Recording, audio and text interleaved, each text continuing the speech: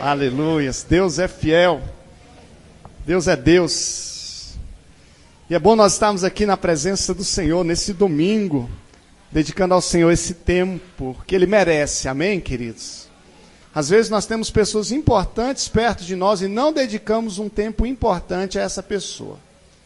Às vezes você tem a esposa do seu lado e não dedica um tempo importante para essa esposa. Temos filhos e às vezes não dedicamos o tempo importante para o filho. É necessário que nós possamos fazer isso. E nós temos um Deus fiel também. E Ele espera de nós um momento a sós com Ele. Esse momento é exclusivo do Senhor. Você não veio aqui para ver o pastor Jair, não. Nós viemos aqui para buscar ao Senhor, para abrir a Ele para Ele os nossos corações, falar a Ele. E eu creio muito que nós não apenas falamos aqui, cantamos louvores a Ele, como também nós ouvimos a voz do Senhor. Ouvimos a voz do Senhor porque é a Bíblia que nós lemos aqui. A Bíblia é o livro que nós refletimos a respeito, onde nós buscamos ouvir a voz do Senhor, porque ela é a palavra de Deus. Quero ler com vocês no livro de Daniel, capítulo 1. Daniel, capítulo 1. Faz alguns dias que eu estou estudando sobre Daniel, e faz algumas semanas que esse texto vem tocando o meu coração, e eu queria também compartilhar com vocês essa noite. Eu sempre fico buscando em Deus confirmação para compartilhar determinado texto, e venho para cá essa noite, subo nesse púlpito essa noite com a confirmação que esse é o texto que deve ser ministrado aqui nessa noite. Daniel capítulo 1.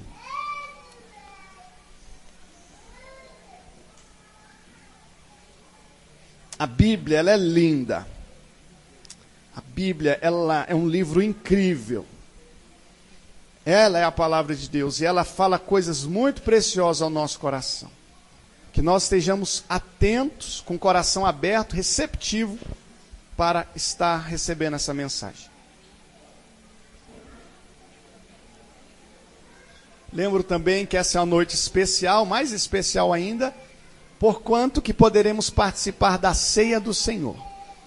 Comeremos do pão e beberemos do cálice essa noite, como memorial do sacrifício de Cristo ali naquela cruz. No ano terceiro do reinado de Jeoaquim, diz o versículo 1 do capítulo 1 de Daniel, rei de Judá, veio Nabucodonosor, rei da Babilônia, a Jerusalém e a sitiou. O Senhor lhe entregou nas mãos a Jeoaquim, rei de Judá, e algum dos utensílios da casa de Deus. E a estes levou-os para a terra de Siná, para a casa do seu Deus, e o pôs na casa do tesouro do seu Deus.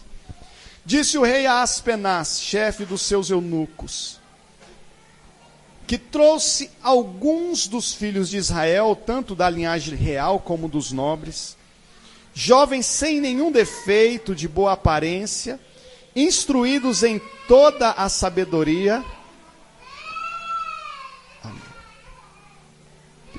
Só um pouquinho, a criança sair, para a gente continuar, que senão a gente não entende. Vamos lá, versículo 3. Disse o rei a Aspenaz, chefe dos seus eunucos, que trouxe alguns dos filhos de Israel, tanto da linhagem real como dos nobres, jovens sem nenhum defeito, de boa aparência, instruídos em toda a sabedoria, doutos em ciência, versados no conhecimento e que fossem competentes para assistirem no palácio do rei e lhes ensinasse a cultura e a língua dos caldeus.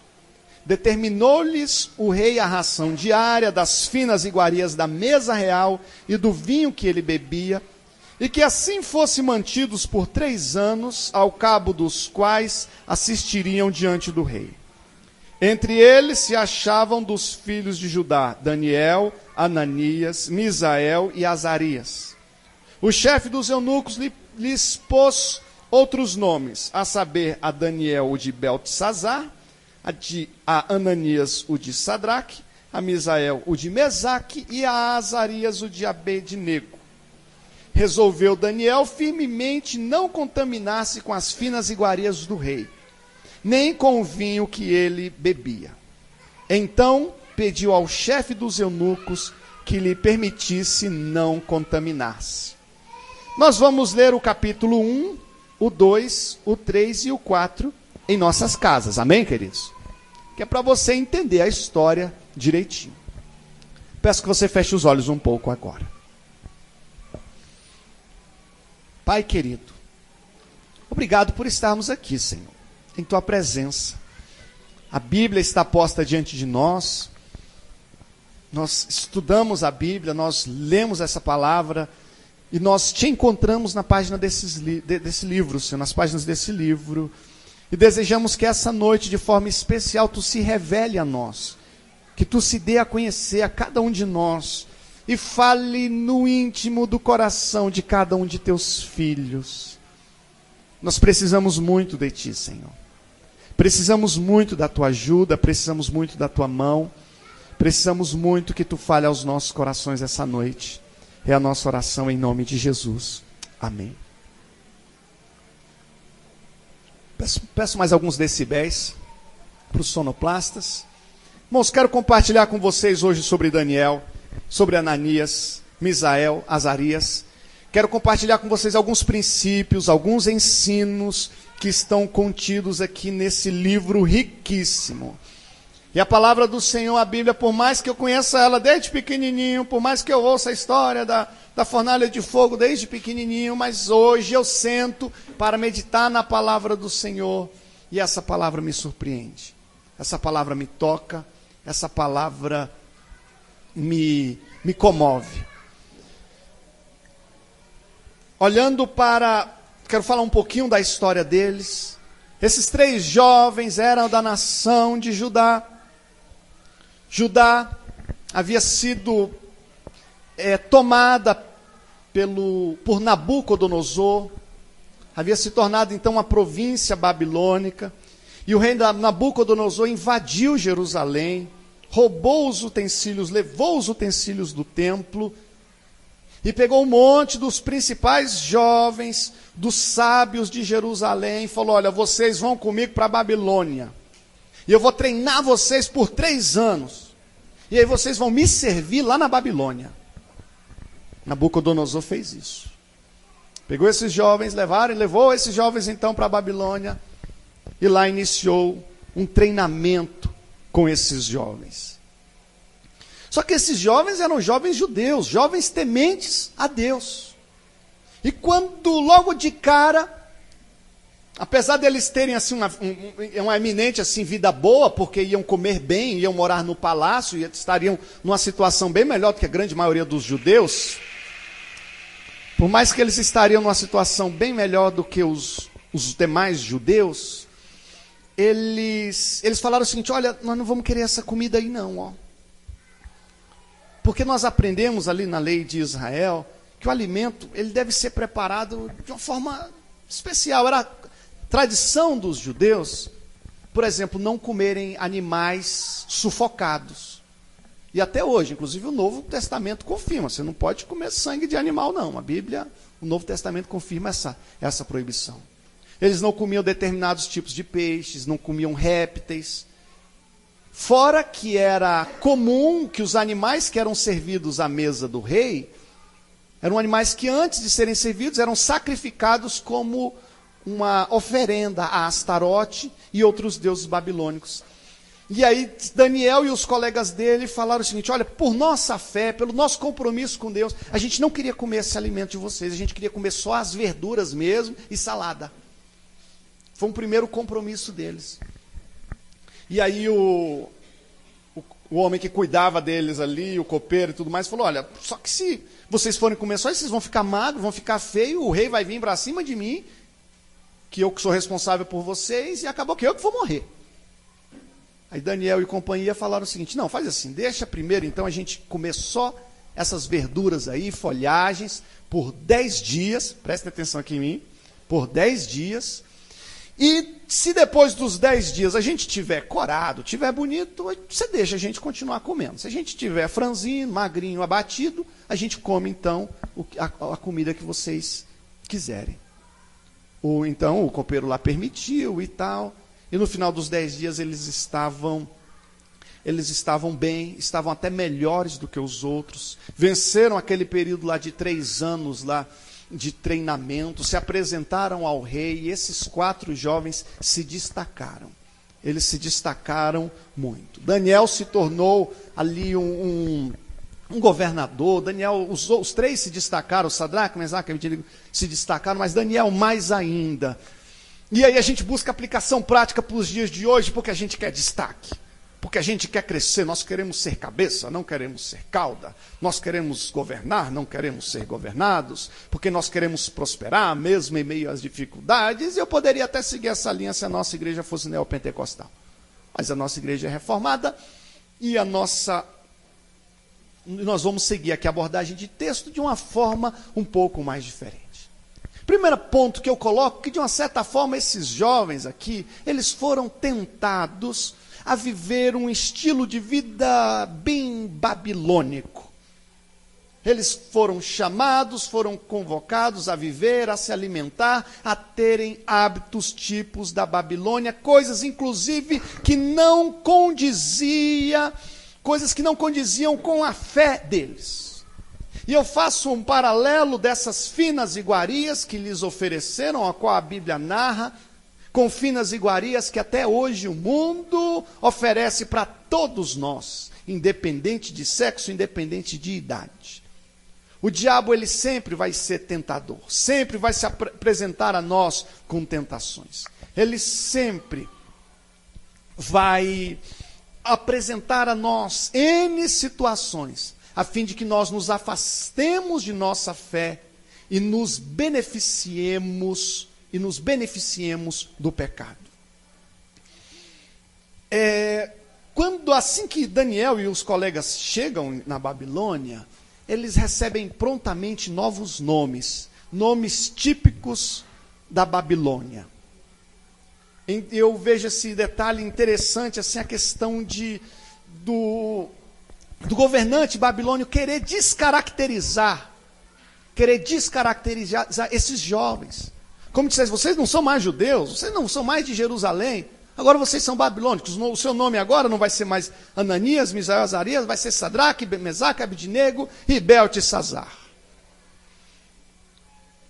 E a mesma coisa se reproduz nos dias de hoje, onde o mundo, onde o pecado quer descaracterizar você e quer fazer de você um babilônico. Não quer que você tenha as características de Cristo Jesus. O mundo não quer que você tenha o semblante de Cristo Jesus, não quer que você fale como Cristo Jesus, não quer que você pareça com Cristo Jesus. E existem pessoas que até começaram muito bem a carreira da fé, aprendendo com Cristo Jesus, mas que com o passar do tempo começaram a se desviar. Tem uma história que eu acho muito interessante, compartilho com vocês aqui, a respeito de um quadro que Leonardo da Vinci estava pintando. Um quadro chamado A Santa Ceia. E conta-se que Leonardo da Vinci estava pintando aquele quadro, e quando foi pintar o rosto de Jesus, ele queria alguém que lhe servisse de modelo. Alguém que lhe servisse de paradigma, para que ele pudesse olhar, então, não, esse parece com Jesus, e servisse de modelo. E ele falou, já sei, eu vou para um mosteiro, eu vou para um seminário, vou procurar um jovem seminarista cheio de fé, de devoção, com um coração puro, apaixonado pela Bíblia, para que ele me sirva de modelo para pintar o rosto de Jesus. Assim o fez, encontrou um seminarista, convidou para servir de modelo, ele aceitou prontamente. E o tempo foi se passando, os outros rostos foram sendo pintados, passaram-se meses, ano, sem a conclusão do quadro, e chega a hora de pintar o rosto de Judas. Um rosto emblemático. E ele pensou, preciso de um rosto que indique covardia, safadeza, um rosto que exale ser um mau caráter, um rosto de ódio. E ele pensou, eu vou numa taberna, eu vou num prostíbulo, aqui da cidade procurar um homem vil, um homem que viva no pecado, que esteja acostumado com o pecado, e vou fazer esse convite, nem que eu tenha que pagar ele para ele servir de modelo. E diz que Leonardo da Vinci então entra num lugar espúrio e encontra ali então um cara recostado ali no balcão com um ar de ódio, um ar de insatisfação, de impaciência, fedendo, e ali faz o convite para ele. Vem cá, eu sou Leonardo da Vinci, eu sou pintor do rei, eu estou precisando de alguém para me servir de modelo, eu queria que você fosse esse modelo para mim. E aí, então ele olha para Leonardo e fala: desculpa, Leonardo, mas você já me pintou uma vez. Um dia você me pintou. Eu era um seminarista, cheio de fé. Mas eu me desviei desse caminho, me afastei da palavra. E estou aqui onde eu estou hoje. E esse é o meu rosto hoje. Narra um rosto descaracterizado. E queridos, e o mundo faz isso. Existem jovens que têm o rosto de sedução. Você não precisa ser pastor, apóstolo, para descobrir que está cheio de pombagira naquela roupa, não. Existem pessoas que têm ódio nos olhos. Você conversa, você olha nos olhos, você vê ódio no olho da pessoa. No outro você vê inveja. Sabe? E o diabo quer nos descaracterizar, mudar as nossas características. É muito triste quando você vê uma pessoa que estava caminhando tão bem nos caminhos do Senhor se afastar desse caminho. O diabo quer destruir a sua identidade. Eu não sei aqui quantos têm identidade. Todos nós aqui, quer dizer, os mais velhos pelo menos, as crianças não, mas deve ter um RG. E nessa identidade, nesse RG tem o quê? Tem o nome dos pais. Tem o seu nome, tem o nome dos pais, tem a naturalidade, data de nascimento, órgão expedidor, tem a foto. E o Senhor quer te dar uma identidade celestial. Começando com a paternidade. Na minha identidade está escrito lá, filho de José Leite Vieira, Maria de Lourdes de Souza Vieira. E eu tenho uma convicção de que eu sou filho do meu pai. Meu nariz não nega. O pai fica do meu lado, a gente vê, eu sou filho da minha mãe também. Minha magreza não nega. E o que acontece? Eu sei que eu sou filho da minha mãe. E tem uma hora, quando você tem uma nova identidade em Cristo Jesus, que você bate no peito, você diz: eu sei de quem eu sou filho. Podem dizer o que quiser de mim, eu sei de quem eu sou filho.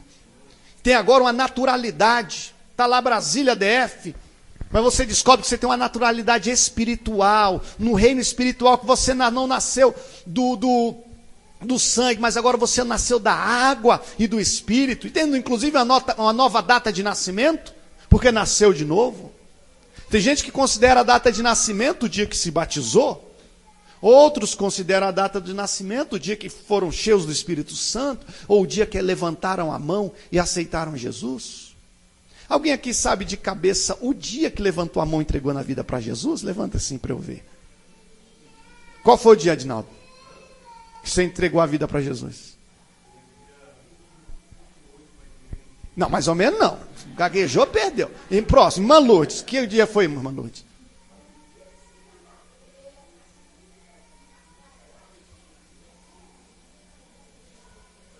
Tá bom, mas teve a data? Foi só segunda-feira ou a data certa a senhora não lembra? Não, então pode sentar então. Tá, queridos, eu não vou continuar mais não, porque senão a pregação vai acabar muito longa. Mas o importante é que nasceram de novo. Isso é o principal, Adinaldo. A data, depois você conversa com a Adelina, ver se ela lembra. E aí, o importante é que você... Não, eu nasci de novo. Ainda tem o órgão expedidor ainda. Qual é o órgão expedidor da sua identidade?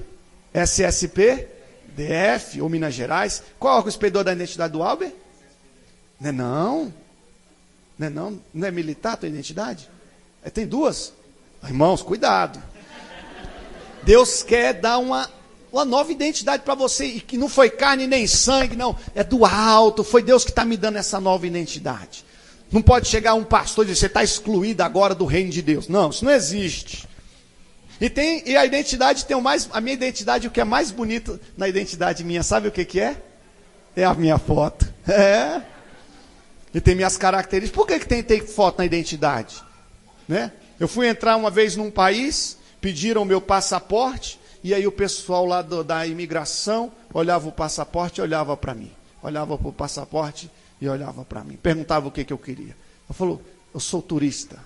E eu vim conhecer o país. Né? Pois não, seja bem-vindo. E eu, graças. Sabe? Mas a foto mostrava ali quem sou eu. Os cabelos, as características, sobrancelha, a cor do cabelo, meu rosto, o nariz, a cor dos olhos. E que você possa olhar no espelho e perguntar, você tem as suas características? As características de Cristo Jesus estão na tua vida?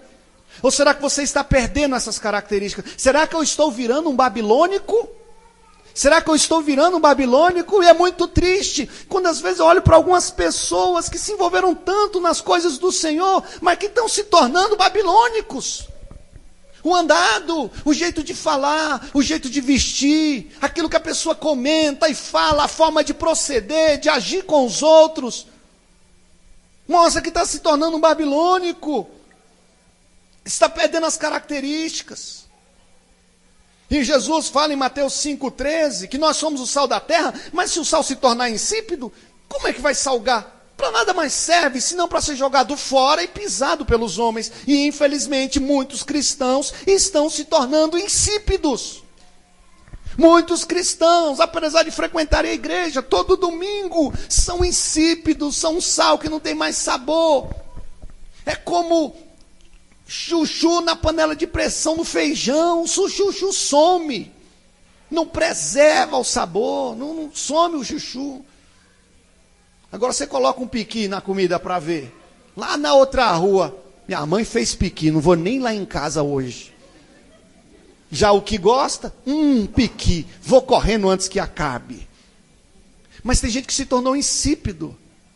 Se tiver no meio dos crentes, é crente demais, fala da Bíblia, prega aqui uma beleza. Mas se tiver no meio da muvuca, aí menino, aí desce até embaixo e faz, e cheira, e assopra, e conversa, e sabe as gírias, a ginga toda, e se tornou insípido. E Jesus fala, olha, o insípido, ele para nada mais presta, ele não presta mais. Tiago 4,8, o apóstolo Tiago fala, olha, chegai-vos a Deus, ele se chegará a vós, a limpai as mãos, pecadores, e vós de ânimo duplo, purificai o coração. Existem pessoas que são de ânimo duplo, um dia está aqui, outro dia está lá, um dia está aqui, e outro dia está lá, e não convém que seja assim.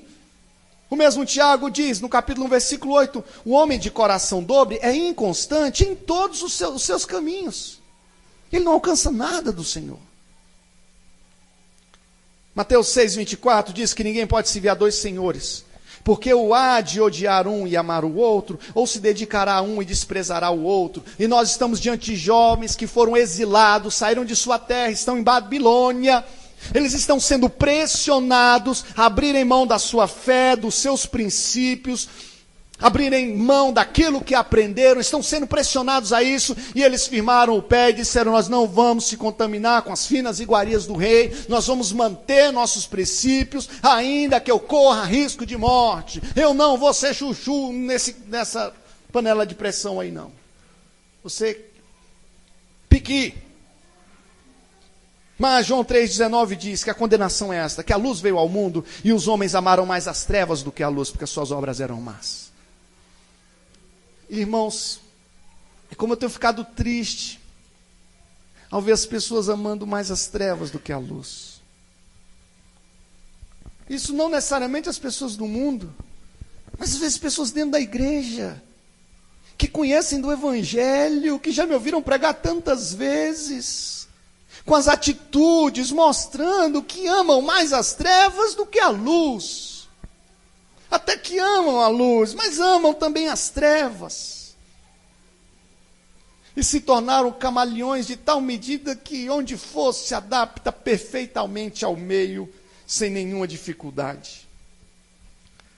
Apocalipse capítulo 3, versículo 15 e 16, traz para mim uma das palavras mais duras da Bíblia, ditas pelo próprio Jesus Cristo.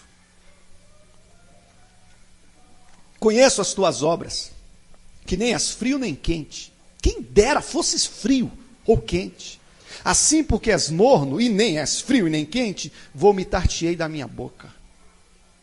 E Jesus coloca aqui 3 categorias de pessoas. Um frio, um quente e um morno. E em poucas palavras, eu quero colocar aqui o crente como aquele que crê na palavra e vive a palavra.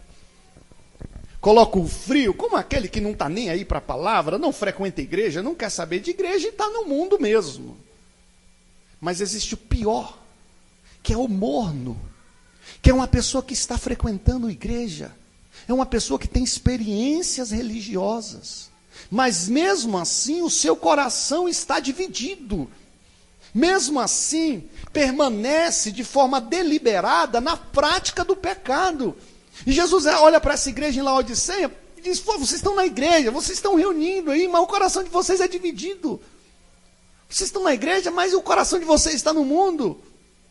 Antes vocês fossem frio, antes se estivesse no mundo, do que ser um crente morno. Que palavra dura, queridos. O que o pastor Jair quer com isso? Que todo mundo vá para o mundo? Deus que me livre de uma hora dessa. Essa é a última coisa que eu quero. O culto de hoje, o culto de Santa Ceia, inclusive, é um convite a tomarmos decisões. E decidimos firmemente não se contaminar, decidimos firmemente num compromisso com o Senhor Jesus, uma fidelidade, independente do ambiente que nós estivermos. Porque esses jovens, eles estavam na Babilônia, estavam em um ambiente hostil, em um contexto hostil, e mesmo assim mantiveram a sua integridade. Jó capítulo 2, versículo 9. Num contexto de dificuldade extrema que Jó estava vivendo. A mulher dele olha para ele e fala: tu ainda conserva a tua integridade ainda, acaba? Sim, eu ainda conservo minha integridade. Eu sei que eu estou pobre, eu sei que eu estou ferido, eu sei que eu estou doente, eu sei que está tudo dando errado na minha vida, mas mesmo assim eu conservo a minha integridade e não vou abrir mão dos princípios que Deus me deu. Não vou abrir mão desses princípios. Vou conservar minha integridade, sim. Porque nos contextos mais variados, todos nós vamos ser desafiados a abrir mão dos nossos princípios. Estava com 17 anos, lá na Asa Norte, estudava na UNB e no CEUB, longe de igreja, longe de família, com dinheiro no bolso ainda. Meus familiares me ajudavam. Meus colegas me chamavam para festa, para boate, para viajar, ainda dizia: eu vou pagar tudo, você não precisa levar R$1 no teu bolso. E eu sabia que eram viagens espúrias, de prostituição, de sem vergonhice, de baseado. Eu falei: não quero não, muito obrigado. Tenho um compromisso, eu não vou poder ir não. E você, nos mais diferentes contextos, você vai ser tentado. Os adolescentes no colégio, você no trabalho, perto de casa, nos contextos mais diversos. Agora interessante, versículo 8, porque resolveu Daniel firmemente não contaminar-se com as finas iguarias do rei. Decidiu. Irmãos, hoje é uma noite de decisão. É importante nós tomarmos decisões. De vez em quando estou vivendo um momento crítico na minha vida, eu falo: Daine, senta aqui, a gente faz uma mesa redonda e falo: vamos tomar decisões. Vamos tomar decisões. Vamos cortar esse gasto, vamos cortar aquilo outro, vamos fazer isso aqui agora, vamos fazer isso, vamos tomar decisões. Tem hora que você está deixando a vida te levar e não toma decisão nenhuma. Ou fica deixando para depois uma decisão que você tem que tomar hoje. Daniel decidiu. E decidiu ser fiel ao Senhor. E essa é a decisão que eu gostaria que todos nós tomássemos essa noite. A minha preocupação essa noite não é com a vida financeira de vocês, nesse momento, se bem que eu quero que todos prosperem. Não é com a saúde especificamente, mas é com a tua vida espiritual. E eu desejo muito que todos nós essa noite tomemos uma decisão por Jesus Cristo. Josué, vendo o coração do povo dividido, muitos serviam ainda aos deuses estranhos, ele levanta a voz e diz: olha, escolhei hoje quem vocês vão servir, se aos deuses que serviram vossos pais, ou então ao Senhor. Porém eu e minha casa serviremos ao Senhor. a decisão de Josué, registrada aqui na palavra do Senhor. Uma decisão. Escolha a quem servais. Irmãos, eu desejo muito que nós tomemos uma decisão a respeito de Jesus Cristo também. E Josué diz: eu e minha casa serviremos ao Senhor. Josué era um cabeça na casa dele. Teve uma irmã que chegou na minha mãe e falou: irmã Lourdes, eu queria que a senhora fosse conversar com minha filha, porque a minha filha está indo em tanta festa, ela não quer vir para a igreja, ela é uma menina, está tão rebelde, ela só quer saber de festa, nunca aceitou meu convite para vir para a igreja. Aí minha mãe: não, tudo bem, eu vou lá conversar com a menina, com a sua filha. Aí minha mãe esperando uma jovem, né, e tal. Aí quando chegou lá, a menina tinha 9 anos de idade. Não tem que conversar com tua filha não, tem que conversar com você. E você exerceu o seu papel de mãe. E às vezes nós, como pais, não estamos exercendo a autoridade que Deus nos deu, e estamos aceitando todo tipo de prostituição dentro da nossa casa. Você está lá na sala, teu filho liga a televisão e tudo que não presta, e você fica fazendo vista grossa, deixando entrar cerveja na tua geladeira, música feia no teu som. Para com isso, irmão. Josué disse: eu e minha casa serviremos ao Senhor. Na minha casa mando eu. Depois que meus filhos quiserem ir para casa, mano, eu e minha casa serviremos ao Senhor. Devemos assumir postura dentro da nossa casa, e postura em relação à santidade. Há um compromisso com o Senhor. Almoçando aqui com minha mãe, na hora antes da gente almoçar: Cristian, vamos orar, Cristian. Sai o Cristian e o Davizinho lá do quarto, pega a mão, ora. Depois ele volta e vai brincar. Não, pai, estou assistindo televisão aqui, não vou orar não. Falei isso lá em casa para ver o que vai acontecer. Estou ensinando como minha mãe ensinou os filhos dela, sabe? Ensina o teu filho no caminho que ele deve andar. Agora é necessário decisão. É necessário escolher ou um ou outro. Vou dar uma ilustração aqui. Teve uma mulher, ela tinha um marido, e ela descobriu que esse marido estava traindo ela com outra. E aí, depois que ela descobriu, ele ainda continuou traindo ela com outra. Com essa mesma outra. E aí, ela chamou ele, sentou com ele e falou: olha, eu sei que você está saindo com a fulana, e o que acontece é o seguinte: eu quero continuar casada com você, mas você vai ter que escolher entre eu e ela. Se você quiser continuar com ela, então você não me escolheu, então a gente não vai continuar junto. Ou eu ou ela. Você está entendendo? Irmãos, de uma certa forma nós fazemos isso com Jesus. Porque a gente está se namorando com Jesus, recebendo todas as bênçãos possíveis aqui no culto. E às vezes nós saímos para o mundo e namoramos com todo tipo de pecado mais diverso. E o Senhor diz: olha, você tem que escolher. Você tem que escolher, você tem que tomar uma decisão. Eu não estou dizendo que você tem que escolher ser perfeito, porque perfeito aqui ninguém é. Porque uma coisa é você praticar o pecado ocasionalmente, outra coisa é você viver na prática do pecado e aceitar isso como uma coisa normal na tua vida. O pecado tem que ser como um câncer na tua vida que você não aceita. E que você vai fazer de tudo com urgência para tirar. Quando você descobre, você tem que tirar o mais rápido possível. Você não pode aceitar. Um bicho de pé que entrou, você tira, não deixa o bichinho lá, não, deixa ele crescer para ver o que vai acontecer. Sabe, a gente tem que tirar o mais rápido. Você volta à pescaria cheio de carrapato. Não, semana que vem eu tiro esse carrapato. Eu vou deixar ele aí uns dias. Não, você tira na hora. E assim é o pecado. Essa é a postura do crente que nasceu de novo. Ele até peca, mas ele não aceita o pecado. Ele vai pedir perdão, vai chorar na presença do Senhor. Vejo esses mesmos jovens, em um segundo momento, se deparam com um grande desafio. Onde o rei Nabucodonosor constrói uma grande estátua e diz: todo mundo vai ter que adorar essa estátua aí agora, Eu vou tocar os instrumentos musicais e na hora que estiver tocando, todo mundo vai ter que se ajoelhar. Todo mundo vai ter que se ajoelhar. E aí, isso aconteceu, os instrumentos tocaram, mas Sadraque, Ananias, Misael e Azarias, lembrei aqui agora, quando viram aquilo, falou: cara, eu não vou me ajoelhar não.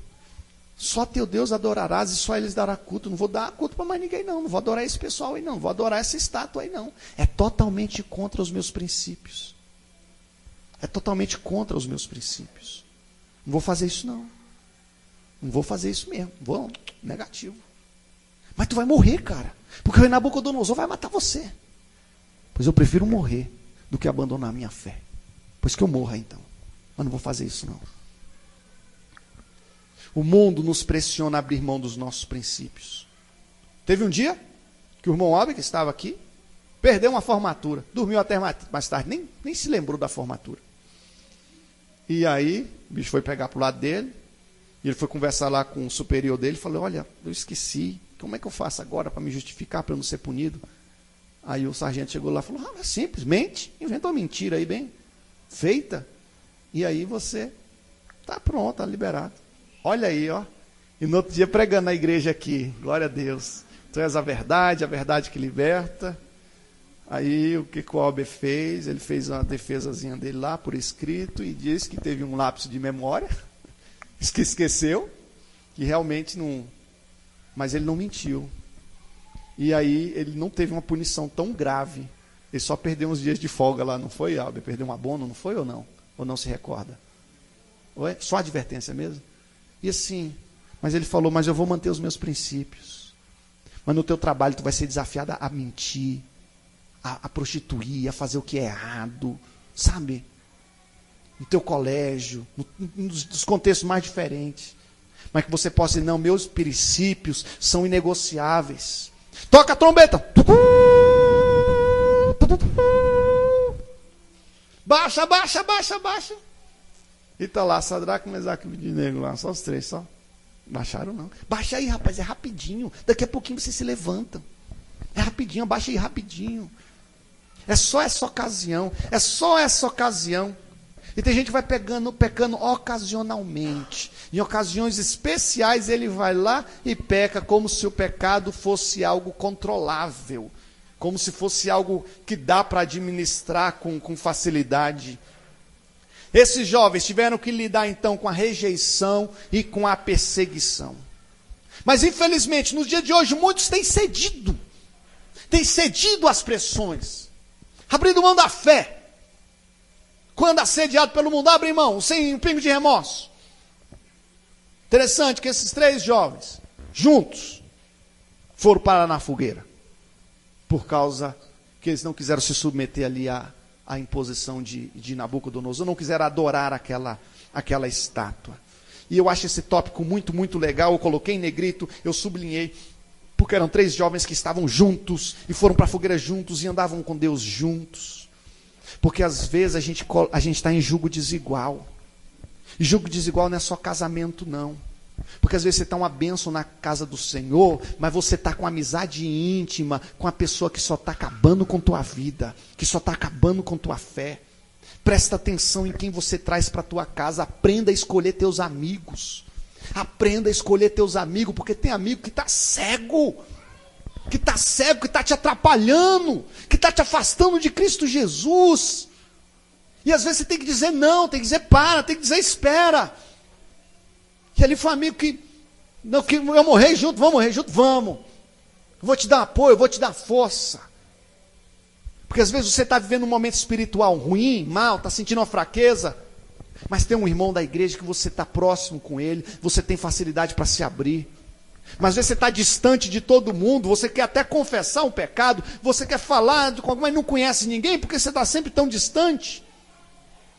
Perceba quem é Daniel na tua vida, a quem você tem que se aproximar. E o que dizia a fé desses três jovens? Quando Nabucodonosor confrontou eles, quer dizer que vocês não vão se enjoelhar dentro da minha estátua não, né? Então vocês vão morrer. E os jovens disseram aqui uma palavra de fé incrível. Daniel 3, 17, 18. Eis que o nosso Deus, a quem nós servimos, é que nos pode livrar. E ele nos livrará da fornalha de fogo e da tua mão, ó rei. E se não, fica sabendo, ó rei, que não serviremos a teus deuses, nem adoraremos a estátua de ouro que levantaste. A fé deles era que Deus podia livrar. Mas se Deus não livrar, mesmo assim eles não vão se prostrar diante dessa estátua. Irmão, eu creio que Deus cura. Mas se Deus não curar, eu vou continuar crendo nele. Eu creio que Deus liberta. Eu creio que Deus prospera. Mas se Deus não me prosperar e eu seguir com uma vida humilde, eu vou permanecer fiel a Ele. Eu peço muitas coisas a Deus, mas se Deus não fizer da forma como eu queria, mas mesmo assim eu vou permanecer fiel a Ele, crendo nele. Onde eu vejo aqui nesse texto a profunda convicção que esses jovens tinham. Profunda convicção que esses jovens tinham. Esses dias eu estava, há um ano mais ou menos, conversando com uma estudante de Direito, que era uma crente na igreja e tudo mais. E aí na hora que ela falou, pois é, pastor, eu comecei a estudar, e agora o pessoal está falando umas coisas de filosofia lá, né, pastor? E eu não sei se a Bíblia está bem desse jeito não, sabe, pastor? Eu falei, sério? Poxa, quantas semanas de aula você já teve? Não, eu já tive 2 semanas de aula. Tão pouco tempo para acabar com a convicção dessas pessoas. Porque eu lia Sartre, Comte, eu lia os filósofos todos, os clássicos, dava filosofia, estudei filosofia numa penca de lugar. E quanto mais eu lia Nietzsche, mais que eu vi o tanto que ele era doido, o tanto que a Bíblia estava certa. Quanto mais eu lia Aristóteles, que eu lia Descartes, discurso de método e companhia, mais que eu vi o tanto que o discurso de Jesus era certo. Mas tem gente que nunca tem a convicção, e a vida vai te colocar nas encruzilhadas, que a máscara vai cair. Mas só consegue até hoje a gente parar e refletir e nos decidirmos em relação a Jesus Cristo hoje. Nem que a sua oração seja assim, realmente eu percebo que esse cara sou eu, estou ruim, estou mal, Senhor, mas me ajuda. E se você faz essa oração sincera, Deus te perdoa, te cura, te levanta. Jó, no capítulo 19, depois de tanto sofrimento, ele diz, eu sei que o meu Redentor vive e que por fim se levantará. Eu sei que o meu Redentor vive. Convicção profunda em seu coração, inabalável por tempestades, ou por brisas, ou por marolas. Tem gente que não pode enfrentar uma marola que já está tremendo nas bases. Enfrentando luta terrível, mas convicto. Tu tem convicção em Cristo Jesus, queridos? Você crê com todo o teu coração, com toda a tua alma, com todo o teu entendimento? Ou você está simplesmente num clube social, num ambiente essa noite, onde há pessoas agradáveis, onde você vai receber algum passe mágica para trazer energias positivas e depois você volta para o seu cotidiano? O salmista, no Salmo 139, diz, Senhor, tu me sondas, me conheces, sabe quando eu me assento, quando eu me levanto, de longe esquadrias o meu andar. E continua falando de suas convicções, quanto ao conhecimento do Senhor, o poder do Senhor.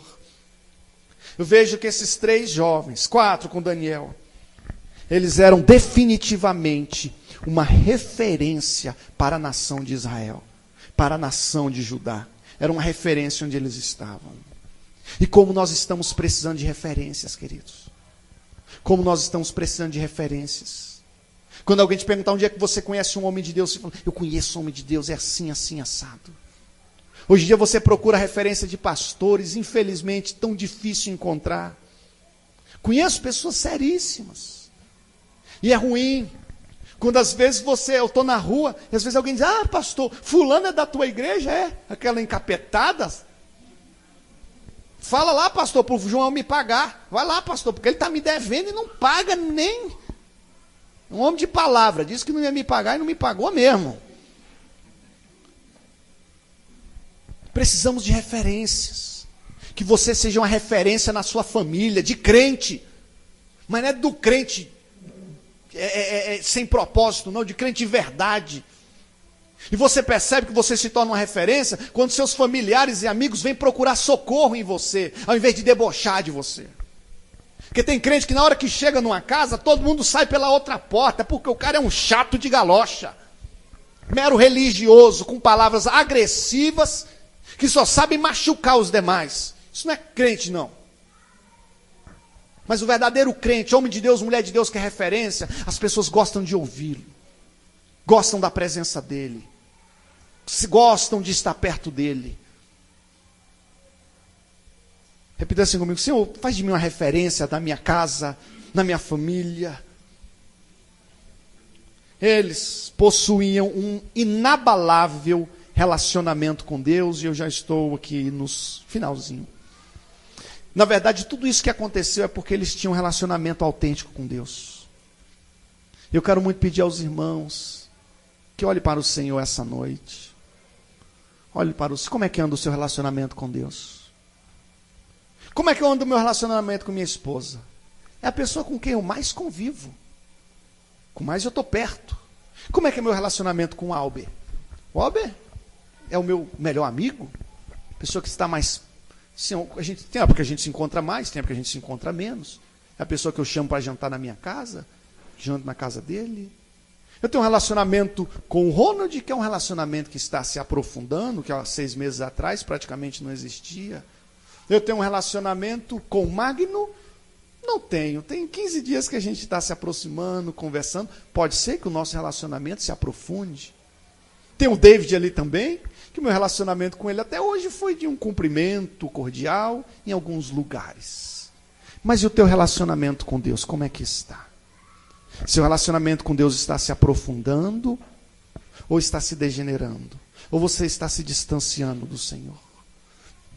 Eu creio que está se aproximando, tanto que você está aqui essa noite. Você veio aqui à igreja. Mas eu queria que você saísse daqui decidido a estar mais perto do Senhor.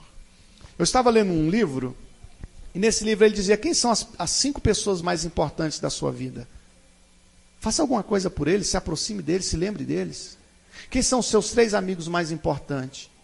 Dê um presente de aniversário para eles. Não deixe o aniversário deles passar sem um presente. Afinal de contas, é um dos 3 mais importantes. Aí quando eu li esse livro, eu pensei, poxa, eu tenho que cuidar melhor do Albert. Eu tenho que ser um amigo melhor, porque ele é uma pessoa importante para mim. Eu conheço ele desde os meus 15 anos que a gente está junto, sabe? E como é que está o seu relacionamento com Deus? Faça algo por Deus. Faça algo por esse relacionamento. Faça algo, não meça esforços, não deixe para amanhã. O relacionamento desses jovens eram relacionamentos intensos com Deus, de compromisso, de entrega, de abnegação. Eles tinham uma aliança com Deus. E eu quero que você feche os olhos agora e nós vamos orar.